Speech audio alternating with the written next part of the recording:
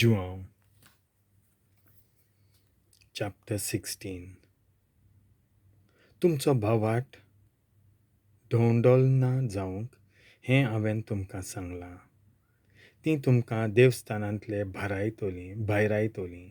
खरें म्हणल्यार असलो वेळ पावत आयलो की जीं कोण तुमकां जिवेशी मारतात तीं आपूण देवाची भक्ती करतात म्हूण समजतलीं. आनी तांणी बापाक आनी म्हाकाय वळखूंक ना देखून तीं अशें करतलीं. तांचो वेळ पावतोच हांवें तुमकां ह्यो वस्तू सांगलोल्यो म्हूण तुमकां उगडास जावचे खातीर हांवें त्यो तुमकां सांगल्यात.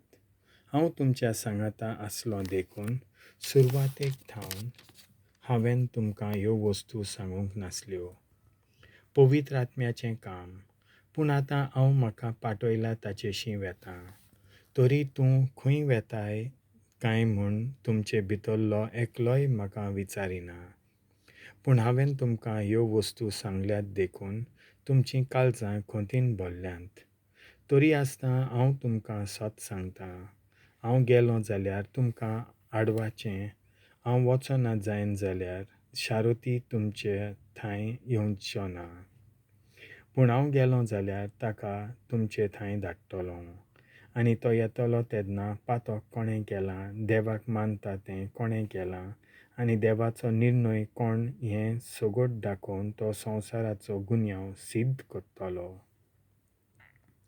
कोणें पातक केलां तें दाखयतलो कित्याक ताणें म्हजेर भावाट दवरलो ना.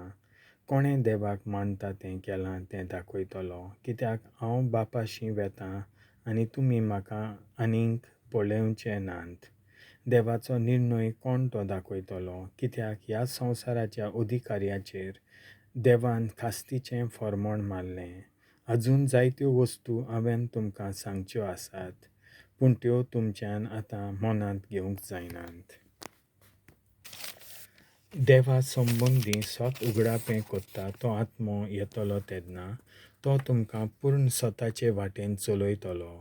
कित्याक तो आपल्या पदरचें उलोवचो ना, पूण जें कितें तो आयकता तें तो सांगतलो आनी घडचें आसा तें सगळें तुमकां कळयतलो.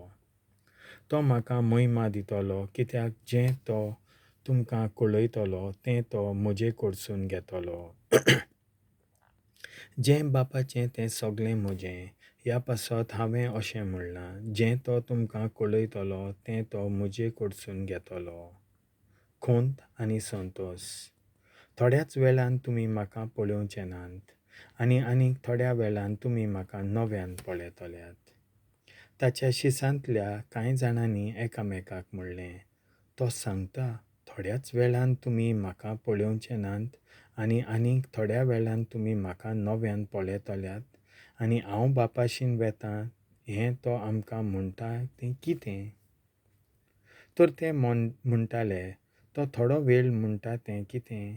तो सांगता तें आमकां समजना. ते आपणा कडेन विचारूंक कोत्ताले म्हूण जाणो जावन जेजून म्हणलें, थोड्याच वेळान तुमी म्हाका पळोवचे नात आनी आनीक थोड्या वेळान तुमी म्हाका नव्यान पळयतल्यात. अशें हांवें म्हणलां ताचो अर्थ तुमी एकामेका कडेन विचारतात?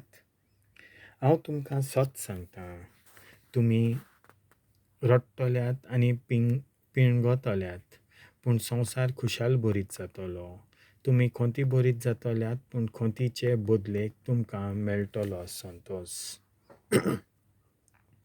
एक बायल पोससूत जावच्या वेळार आपलो वगत पावलो म्हूण खोंती भरीत जाता, पूण भुरग्याक जल्म दितच संवसारांत एक मनीस जल्मला म्हूण संतोसून तिका आनीक खोंतीचो उगडास जायना. तशेंच तुमकां आतां खोंत जाल्या, पूण हांव तुमकां नव्यान पळयतलों आनी तुमचें काळीज खुशाल भरीत जातलें आनी तुमची खुशालकाय कोणूच तुमचे थावन काडून वचचो ना. तो दीस येतलो तेन्ना तुमी म्हाका कांय विचारचे नात. म्हज्या नांवान बापा लागीं तुमी कितेंय मागशात जाल्यार तो तुमकां दितलो. आजून पर्यंत तुमी म्हजे नांवीं कितेंच मागूंक ना. मागात आनी तुमकां मेळटलें आनी असो तुमचो आनंद पूर्ण जातलो. हें सगळें हांवें तुमकां ओपायिनी सांगलां, पूण असलो वेळ पावत आयलो की हांव आनीक तुमचे कडेन ओपारिनी उलोवचो ना, पूण बापा विशीं उगडापी उलयतलों. त्या दिसा तुमी म्हजे नांवी मागतल्यात आनी तुमचे खातीर हांव बापा लागीं मागतलो म्हूण हांव तुमकां सांगिना. कारण बाप खाशा तुमचो मोग कोत्ता, कित्याक तुमी म्हजो मोग केला आनी हांव देवा थावन उपजलां म्हूण तुमी भावाट धरला. हांव बापासून उपजलां आनी संवसारांत आयलां. आतां हांव संवसार सोडटां आनी बापाशी वेतां. ताच्या शिसांनी म्हणलें, आतां की तूं उगडापी उलयताय आनी कसलीच वोपार वापरिनाय. तूं सगळें जाणोय म्हूण आतां आमकां कळ्ळें आनी कोणें कितेंच विचारची तुका गरज ना. ह्या पासत तूं देवा थावन आयलाय म्हूण आमी भावाट धरता. संवसाराचेर जैत. जेजून तांकां पत्तीपाल केलो. आतां तरी तुमी भावाट धरतात. असलो वेळ पावत आयलो, खरेपणी तो पावलो, की तुमी सगळे आपआपले वाटेन शिंपडटल्यात आनी म्हाका एकलोच सांडटल्यात. खरेंच म्हणल्यार हांव एकलो ना, कित्याक म्हज्या सांगाता बाप आसा. म्हजें सगळें तुमकां शांती मेळचे खातीर हांव तुमचे कडेन ह्यो वस्तू उलयलां. संवसारांत तुमकां खोंत आसतलीच, पूण काळजीदार जायात. हांवें संवसाराचेर जैत व्हेलें. देवाचें उतर हें.